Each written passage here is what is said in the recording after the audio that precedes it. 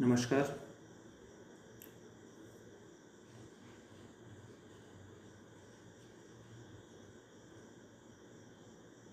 Online classes के इस दौर में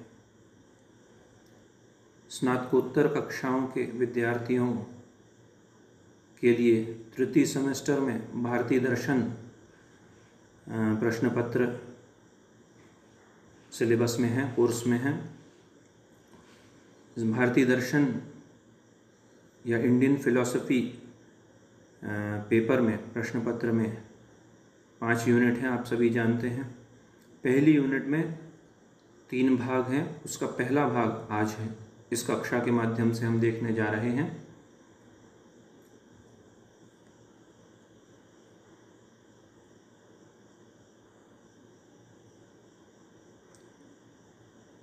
पहली यूनिट में विशेष रूप से इंट्रोडक्शन इंडियन फिलॉसफी का, meaning, definition and objectives of philosophy, अर्थात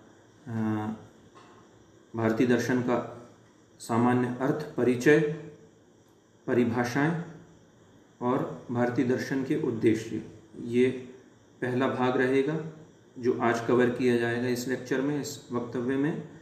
दूसरा भाग रहेगा general introduction and classification of Indian philosophies, ये सामान्य परिचय और भारतीय दर्शन का वर्गीकरण।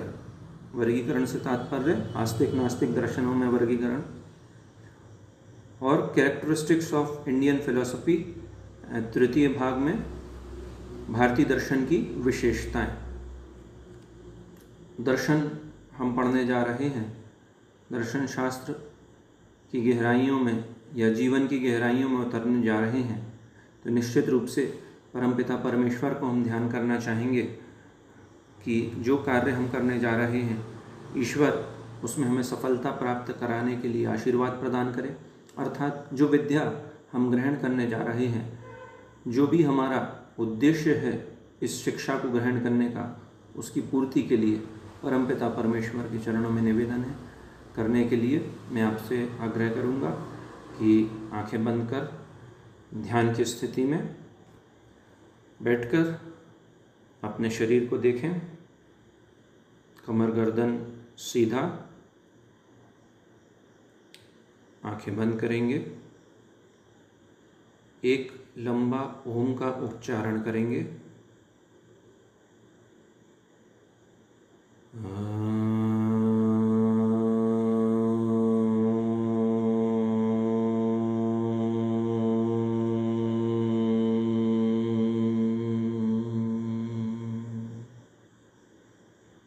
छोटी सी प्रार्थना।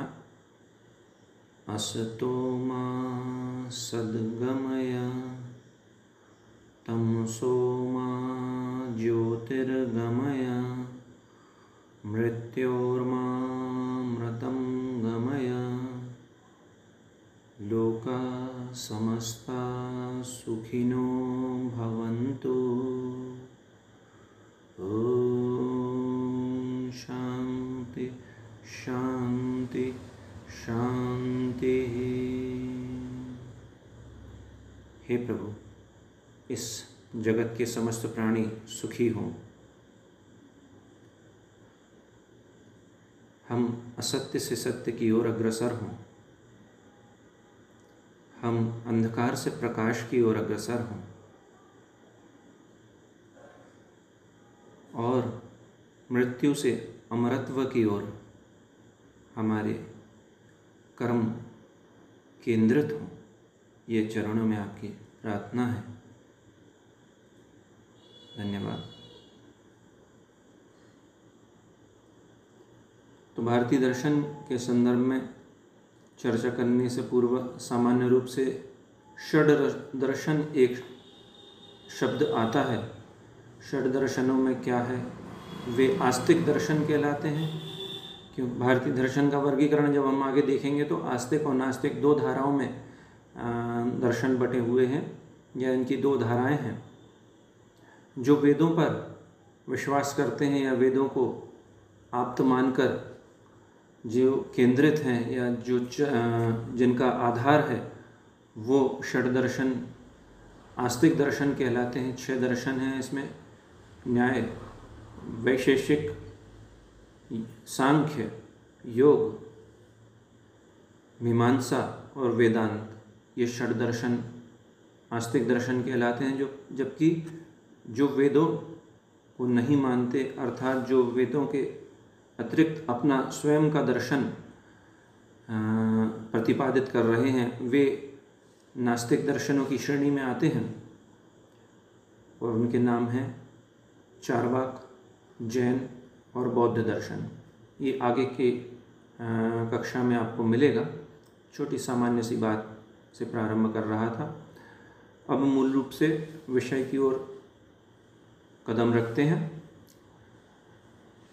भारतीय दर्शन इस प्रश्न पत्र में पहला जो भाग है वो introduction, meaning, definition and objectives of philosophy है, अर्थात भारतीय दर्शन का सामान्य परिचय, दर्शन शब्द का अर्थ, दर्शन की परिभाषा और दर्शन का उद्देश्य। दर्शन का क्या अर्थ है, सामान्य रूप से चर्चा कर लेते हैं। तो दर्शन का अर्थ होता है देखना। और देखना क्या, जो भी दृश्य है उसको देखना। एक संत से बात हुई तो मैं उनके पास पहुंचा तो बोले कि आइए आइए, बहुत दिनों बाद आए। मैंने कहा महाराज जी दर्शनों के लिए आए हैं। तो बोले दर्शन तो परस्पर होते हैं। तो मैं समझ नहीं पाया एकदम से। तो बोले दर्शन परस्पर ही होते हैं, अर्थात आप एक ही व्यक्ति दूसरे व्यक्ति का दर्शन करे तब ये संभव नहीं है। दर्शन दो व्यक्ति आपस में ही करते हैं, अर्थात दर्शन परस्पर होता है। मुझे बड़ी अच्छी लगी वो बात। मैंने कहा चलिए महाराज जी, आज एक नई चीज़ आपसे सीखने को मिली कि दर्शन परस्पर होते हैं। सही बात है। यहाँ दर्शन, भारतीय दर्शन के परिप्रेक्ष्य में बात कर रहे हैं, तो क्या इसका अर्थ हो सकता है, क्या मायने हो सकते हैं, या क्या इसकी गहराई में छुपा हुआ है, ये देखेंगे। तो दर्शन शब्द की शास्त्रकारों ने अनेक प्रकार से व्याख्या की है। विभिन्न दर्शन के प्रणेताओं ने या विचारकों ने दर्शन शब्द को अपने अपने ढंग से परिभाषित करने का प्रयास किया है। कुछ प्रचलित जो इसके अर्थ हो सकते हैं या हैं, उनको हम देखेंगे। तो सबसे पहले दर्शन शब्द की उत्पत्ति या दर्शन शब्द कहाँ से आया और क्या उसका अर्थ है। तो दर्शन शब्द की उत्पत्ति के संदर्भ में देखें तो दृश्य इत्यास्मात् धातो ल्युट् प्रत्यये सति दर्शन शब्द निष्पद्यते। ये संस्कृत भाषा से लिया गया दर्शन शब्द की व्युत्पत्ति का भाग है। इसमें दृश्य धातु में ल्युट् प्रत्यय लगने से दर्शन शब्द जो है निष्पन्न होता है। अपने कोशों को जानना, समझना, प्रत्यक्ष जानना, निरीक्षण करना, सम्मान सहित देखना आदि इस दर्शन शब्द के अर्थ हैं। एक और व्युत्पत्ति जिसके आधार पर हम दर्शन शब्द को समझने का प्रयास करें तो वह है दृश्यते अनेन इति दर्शनम। इस व्युत्पत्ति के अनुसार जिसके द्वारा देखा जाए वह दर्शन है। यह देखना सामान्य रूप से स्थूल नेत्रों से हो सकता है, होता है, तो विशेष रूप से सूक्ष्म नेत्रों से। ये स्थूल और सूक्ष्म, आप चूँकि योग के विद्यार्थी हैं सभी, तो निश्चित रूप से समझते होंगे स्थूल क्या है और सूक्ष्म क्या होता है। जो भौतिक दृश्यमान जगत है वह स्थूल जगत है, तो जो आंतरिक जगत है, जो गुणतम रहस्यों को धारण किए हुए जगत है, वह स्थूल जगत है, सूक्ष्म जगत है, क्षमा कीजिएगा, सूक्ष्म जगत है। तो नेत्रों के संदर्भ में जो हम व्यष्टि देख रहे हैं, आप मुझे बोलता हुआ सुन रहे हैं, आप किसी कमरे में बैठे हुए हैं, तो यह स्थूल परिस्थिति है, जबकि सूक्ष्म दृष्टि जो है वह जो बात आप सुनने जा रहे हैं उसमें क्या गहराई हो सकती है, तो वह सूक्ष्म दृष्टि हो सकती है।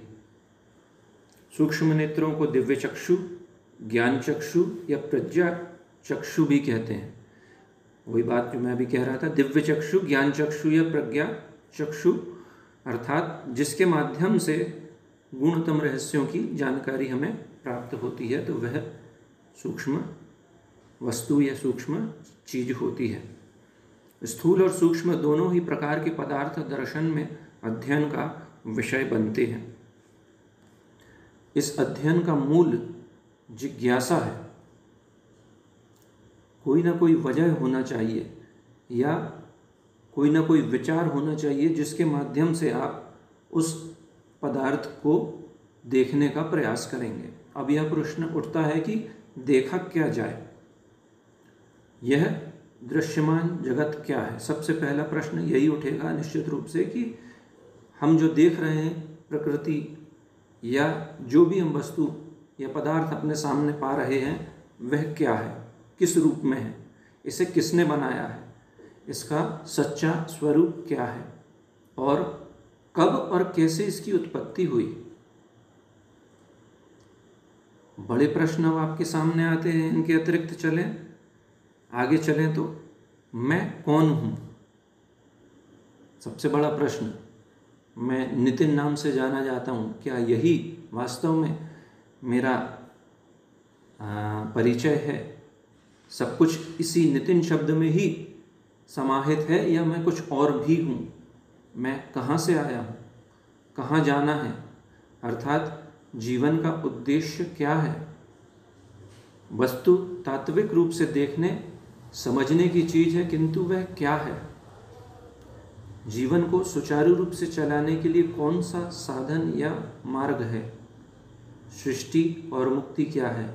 ये जिज्ञासाएं जो मूल प्रश्न मानव के समक्ष खड़े होते हैं, तब वह दर्शनों की ओर उन्मुख होता है या तब वह इन रहस्यों को जानने के लिए, उद्घाटन करने के लिए अपने प्रयास लेकर जाता है उस दिशा में। इन सब प्रश्नों के समुचित उत्तर खोजने, देखने और निरीक्षण करने का नाम दर्शन है। आत्मदर्शन, एकात्मता, सम्यक दर्शन जैसे शब्द इसी के पर्यायवाची हो सकते हैं। जब पहले मैं क्लास लिया करता था, अर्थात पूर्व के मेरे अपॉइंटमेंट के टाइम पे, तो मैं अपने विद्यार्थियों के समक्ष ये प्रश्न रखा करता था। फर्स्ट ईयर में जब शुरुआत की क्लासेस में विद्यार्थी आते थे तो उनसे पूछता था कि मैं कौन हूँ, मैं कहाँ से आया हूँ, मुझे कहाँ जाना है, क्या मेरे जीवन का उद्देश्य है, क्या मैं उस उद्देश्य की प्राप्ति के लिए वास्तव में प्रयासरत हूँ, क्या मैं वह लक्ष्य जो मेरा जीवन का होना चाहिए उस ओर अग्रसर हूँ या नहीं। इन बातों पर चिंतन कीजिए, मनन कीजिए और प्रश्नों का उत्तर ढूंढने का प्रयास कीजिए। आज वही दर्शन की इस कक्षा में ये प्रश्न एक बार फिर आपके समक्ष रख रहा हूँ। जगत के समस्त प्राणियों में मनुष्य को विवेकशील, बुद्धि और तर्क से युक्त होने के कारण ही उसे सभी योनियों में श्रेष्ठ माना गया है। जो हमारा सोचने समझने का पावर जो हमारे पास है या जो हमारे सोचने समझने की शक्ति हमारे पास है, वही इंसान को दूसरी जो इंसान की जगत में जो प्राणियों की पार्ट्स हैं उनसे हमें अलग करते हैं।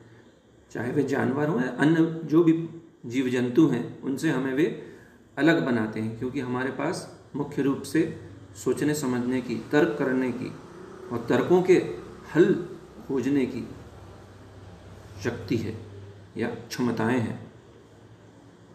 सोचने समझने और क्रियाशीलता की प्रधानता के परिणाम स्वरूप जगत की अन्यान्य वस्तुओं को देखकर उनके मूल स्वरूप को जानने, खोजने का मानव हमेशा प्रयास करता रहा है। यही मानवीय प्रबुद्धता उसे मूल या तात्विक प्रश्नों के समाधान खोजने को प्रेरित करती रही है। दर्शन शब्द की एक संज्ञा शास्त्र भी है। अभी हम जो दर्शन शब्द देख रहे थे उसको हमारे वाङ्मय में शास्त्र के रूप शब्द के रूप में भी जाना जाता है। चारों वेद छहों शास्त्र, ये जो उक्ति आती है, जैसे रामचरितमानस की जो आरती होती है, चारों वेद छहों शास्त्र सब ग्रंथन को रस, रामचरितमानस को जैसे बोला जाता है, तो चारों वेद छहों शास्त्र नामक उक्ति में छहों शास्त्र का अर्थ है आस्तिक दर्शन के जो 6 दर्शन आते हैं, अर्थात न्याय, वैशेषिक, सांख्य, योग, मीमांसा और वेदांत दर्शन। तो ये आस्तिक दर्शन ये 6 शास्त्र के रूप में भी लिए जाते हैं। शास्त्र शब्द की व्युत्पत्ति भी 2 धाराओं से हुई है। ये 2 शब्दों से बना है, शास और शंस, अर्थात शास्त्र अर्थात आज्ञा करना और शंस अर्थात वर्णन करना, धर्म और कर्तव्य का निर्देश करने और अधर्म तथा अकर्तव्य का निषेध करने के कारण वेद से स्मृतियों तक सभी धर्मशास्त्र शास अर्थ में आते हैं। शंस धातु से बना शास्त्र शब्द ही वास्तव में दर्शन का बोधक है। इसके द्वारा वस्तु के सच्चे स्वरूप का वर्णन, अर्थात वास्तविक स्वरूप का वर्णन किया जाता है। जो हकीकत है वह वर्णन की जाती है। दर्शन शब्द का प्रयोग स्थूल और सूक्ष्म, भौतिक और आध्यात्मिक दोनों ही अर्थों में किया जाता है। व्यवहारिक दृष्टि से इन तत्वों को सिद्ध करने वाले तर्क और विपक्ष का खंडन करने वाली युक्तियां भी दर्शन के अंतर्गत आ जाती हैं। तो वृहद अर्थ है दर्शन शब्द का। पाश्चात्य जगत में इस दर्शन शब्द को फिलॉसफी वर्ड्स से जाना जाता है, अर्थात पाश्चात्य जगत में दर्शन का अंग्रेजी शब्द फिलॉसफी है। यह शब्द ग्रीक यूनानी सभ्यता या यूनानी भाषा से उत्पन्न 2 शब्दों के मेल से बना है। यह शब्द 2 ग्रीक शब्दों के मेल से बना है। फिलोस अर्थात प्रेम या अनुराग, और सोफिया अर्थात विद्या। इस तरह से फिलॉसफी शब्द का अर्थ हुआ विद्या का प्रेम, विद्या अनुराग या विद्या के प्रति अनुराग होना। दर्शन का एक अर्थ अध्यात्म भी है। आप देखते जाइए अलग अलग व्युत्पत्तियों या अलग अलग उसके माप हमारे सामने आ रहे हैं। तो दर्शन का एक नया टर्म या टर्मिनोलॉजी हमारे सामने जो आ रही है वह अध्यात्म शब्द है। आधुनिक काल में इस अध्यात्म शब्द का प्रयोग किया जाने लगा है। इसके अंतर्गत आत्मा, परमात्मा, ब्रह्म, जीवन, मृत्यु, कर्म सिद्धांत, नैतिकता, आचार आदि का वर्णन किया जाता है। हम सभी जानते हैं अध्यात्म शब्द आजकल बहुत ज़्यादा प्रचलन में है। बहुत बार, अनेक बार हम सुन रहे हैं इस शब्द को। योग के विद्यार्थी हैं तो निश्चित रूप से इसके शब्द के टर्म की गहराई को हमें समझना चाहिए, और हो सकता है पूर्व में कक्षाओं में आपने जाना भी हो। तो आज इस शब्द को हम एक बार फिर देख रहे हैं। सार रूप से हम यह कह सकते हैं कि संपूर्ण जगत ही दर्शन का विषय है, और अनादिकाल से ही हमारे सिद्ध ऋषि मुनियों ने इस विषय पर गहन चिंतन कर जो उत्तर यथार्थ रूप में दिए हैं, वे उत्तर हमारे सामने आप्त वचनों अर्थात शब्द प्रमाण के रूप में उपलब्ध हैं। भारत में दर्शन उसे कहा जाता है जिसके माध्यम से सत्य अर्थात यथार्थ का साक्षात हो जाए। तो आपने देखा कि दर्शन शब्द कितनी गहराई से अर्थ लेता है, और एक अर्थ यहाँ पर निकल कर आ रहा है कि जो सत्य का परिचय कराता। अब सत्य हमारे बोलचाल वाला सत्य नहीं है, वास्तव में जीवन के गहराइयों से हमें या जीवन के गुणतम रहस्यों से जो हमें परिचय करा रहा हो, ऐसा शब्द दर्शन कहलाता है। भारत में दर्शन को अनुभव के आधार पर दो प्रकार से माना गया है। किसी भी चीज़ को हमें यदि समझना है तो उसका किस प्रकार का अनुभव हमें प्राप्त हो रहा है, उससे हम उस शब्द को परिभाषित कर सकते हैं या उसे हम समझ सकते हैं या उसका ज्ञान प्राप्त कर सकते हैं जो हमें इंगित हो सकता है। तो दो प्रकार से दर्शन का अनुभव प्राप्त किया जा सकता है। पहला इंद्रियजन्य अनुभव और दूसरा अनेंद्रिय अनुभव। इंद्रियजन्य अनुभव से तात्पर्य जो हमारी इंद्रियां हमें ज्ञान प्राप्त कराती हैं, उनके आधार पर जो हम ज्ञान या जान पाते हैं, वह दर्शन का आधार बनता है। उसी प्रकार से अनेंद्रिय अनुभव, इसको दूसरे शब्दों में आध्यात्मिक अनुभूति कहते हैं। तो ये अनेंद्रिय से अर्थ हुआ जिनको हम अपनी ज्ञानेंद्रिय कर्मेंद्रियों से अनुभव न करते हुए आध्यात्मिक तौर पर या जीवन की गहराइयों को जानते हुए या समझते हुए जिनका हम अनुभव प्राप्त करते हैं, ये दर्शन की दो प्रकार से ज्ञान प्राप्त करने की विधियां बताई हैं। भारतीय मनीषियों के अनुसार तत्व का साक्षात्कार अनुभूति द्वारा ही संभव है। तत्व अर्थात क्या वास्तव में होना चाहिए, क्या है, क्या हम देख रहे हैं, क्या समझ रहे हैं, उसकी अनुभूति के द्वारा ही हमको अनुभव या परिचय प्राप्त होता है। जब हम उसको अपने जीवन में अंगीकृत करते हैं या उनका हमारे अंदर किसी न किसी रूप में प्रादुर्भाव होता है, प्रकट होती हैं, उनके माध्यम से हम उसका साक्षात्कार करते हैं।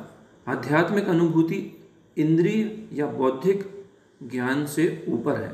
जो हम वास्तव में देख रहे हैं उसके अतिरिक्त जो एग्जिस्टेंस है, वो वास्तव में एग्जिस्टेंस का जो ज्ञान है या उपलब्धि है, वास्तव में वह आध्यात्मिक अनुभूति कहलाती है। बौद्धिक ज्ञान में ज्ञाता और ज्ञेय के मध्य द्वैत का भाव रहता है, जबकि आध्यात्मिक ज्ञान में ज्ञाता और ज्ञेय के मध्य अद्वैत का भाव रहता है। अर्थात ज्ञाता भी वही है जो ज्ञेय है, उसमें दो तत्व नहीं होते, एकाकार हो जाता है वह। इस तरह से आपने दर्शन के संदर्भ में सामान्य परिचय प्राप्त किया होगा कि दर्शन देखना है, और क्या देखना है तो जगत को उसके मूल स्वरूप में देखना है, मूल अर्थों में उसे जानना है।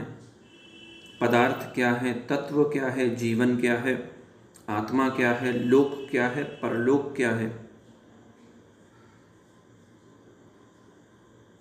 और जीवन में शरीर, मन, बुद्धि, इनके माध्यम से कर्म और इनके कर्म के सिद्धांत क्या हैं, और क्या जीवन का उद्देश्य है, और क्या उद्देश्य प्राप्त करने के प्रकार हैं या उनके माध्यम क्या हैं, ये सब दर्शन का विषय वस्तु हो सकता है। दर्शन की परिभाषाएं देख लें हम अपन।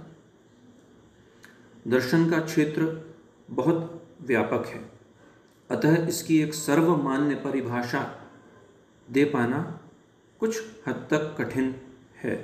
मनीषी भी ऐसा मानते हैं कि दर्शन को परिभाषित या शब्दों में बांधना कठिन है, क्योंकि वो सीमाओं से, शब्दों की सीमाओं से परे है। कुछ परिभाषाओं का फिर भी हम यहाँ उल्लेख करने जा रहे हैं जो भारतीय और पाश्चात्य दार्शनिकों ने हमारे समक्ष रखी हैं। तो सबसे पहले जो परिभाषा हम देखेंगे वह मनुस्मृति से ली गई परिभाषा है। मनुस्मृति सृष्टि के प्रथम पुरुष मनु ने लिपिबद्ध करी थी, उसकी रचना करी थी। और मनु ने दर्शन को सम्यक दर्शन मानते हुए उसे आत्म साक्षात्कार में समीकृत किया है। सम्यक दर्शन संपन्नः कर्माभि न निबध्यते दर्शनेन विहीनस्तु संसारम प्रतिपद्यते। ये मनुस्मृति में वर्णन आता है दर्शन के संदर्भ में, और इसका अर्थ है सम्यक दर्शन से युक्त होने पर कर्म मनुष्य को बंधन में नहीं डालते। जिनको यह सम्यक दृष्टि नहीं है वे ही संसार के जाल में फंस जाते हैं। प्रथम पुरुष मनु ने अपनी मनुस्मृति में दर्ज दर्शन के संदर्भ में जो उक्ति रखी है वह आपके सामने रही। दर्शन के बड़े अध्येता डॉक्टर विद्यानिवास मिश्र भारतीय चिंतन परंपरा या धारा के बड़े मनीषी माने जाते हैं, और उन्होंने अपनी पुस्तक भारतीय चिंतन धारा पृष्ठ 13 में दर्शन को परिभाषित करते हुए लिखा है, सबको देखना ही देखना है। मैंने जब अर्थ बताया था तो दर्शन का अर्थ देखना बताया था, तो सबको देखना ही देखना है अर्थात दर्शन का अर्थ है हर एक भूत, हर एक प्राणी में एक न चुकने वाला भाव देखना, अर्थात जो सत्य है, शाश्वत है, निरंतर है, ऐसा भाव धारण करने वाला शब्द दर्शन कहलाता है। पाश्चात्य दर्शन में या पाश्चात्य मान्यताओं में शेक्सपियर का लिटरेचर में बहुत बड़ा नाम है। बड़े बड़े उन्होंने पोइट्रीज और बड़े बड़े नाटक लिखे हैं, और शेक्सपियर का सबसे प्रसिद्ध नाटक जो था रोमियो एंड जूलियट, तो उसमें उन्होंने दर्शन के संदर्भ में कुछ व्याख्यान दिया है या आख्यान दिया है। विपत्तियों का मधुर दुग्ध है दर्शन, ये रोमियो जूलियट के तीसरे पार्ट में तीसरे फॉरिज्म के रूप में आता है। विपत्तियों का मधुर दुग्ध है दर्शन शास्त्र। उन्होंने अपने ढंग से बात करी है, तो विपत्तियों को उन्होंने परिभाषित किया है और उसको दर्शन शास्त्र का मूल बताया है। एक और फिलोसोफर रहे हैं वेस्टर्न फिलोसफी के, व्हाइटहेड, इन्होंने नेचर एंड लाइफ में कहा है दर्शन शास्त्र आश्चर्य की उपज है। ये प्रथम शुरुआत में ही अपनी पुस्तक नेचर एंड लाइफ में लिखते हैं, दर्शन शास्त्र आश्चर्य की उपज है। अचंभा जिसको सुनकर हो, जिसको देखकर हो, जिसको समझने में आए, तो ऐसी चीज दर्शन शास्त्र है। दर्शन मनुष्य का एक निष्पक्ष बौद्धिक प्रयत्न है जिसके द्वारा यह विश्व को उसकी संपूर्णता से समझाने की चेष्टा करता है। वस्तुतः दर्शन शास्त्र वह विज्ञान है जो सत्य पर विचार करता है।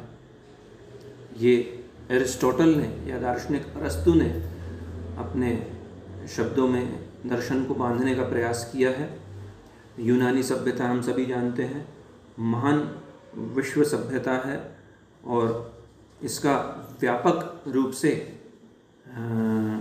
जीवन में एक स्थान है, या विश्व में विश्व की बौद्धिक संपदा परंपरा संस्कृतियों में यूनानी सभ्यता को बड़े आदर के साथ देखा जाता है और बहुत प्राचीन यह सभ्यता है। और एरिस्टोटल, प्लेटो, सोक्रेट्स, हिपोक्रेट्स वगैरह ये बड़े बड़े नाम हैं जिन्होंने सत्य की खोज में अपना बहुत बड़ा, समाजशास्त्र की खोज में बड़ा योगदान दिया है। और उसी कड़ी में अरस्तु ने दर्शन शास्त्र के संदर्भ में कहा है कि दर्शन मनुष्य का एक निष्पक्ष बौद्धिक प्रयत्न है जिसके द्वारा यह विश्वकोश की संपूर्णता से समझाने की चेष्टा करता है। वस्तुतः दर्शन शास्त्र वह विज्ञान है जो सत्य पर विचार करता है। एक बार फिर सत्य शब्द हमारे सामने आता है कि वास्तव में सत्य है क्या, और इस पर चिंतन करने वाला शास्त्र ही दर्शन शास्त्र कहलाता है। प्रोफेसर हिरियाना, इन्होंने दर्शन शास्त्र की परिभाषा में कहा है कि पाश्चात्य दर्शन की भांति भारतीय दर्शन का आरंभ आश्चर्य और उत्सुकता से न होकर जीवन की नैतिक भौतिक बुराइयों के शमन के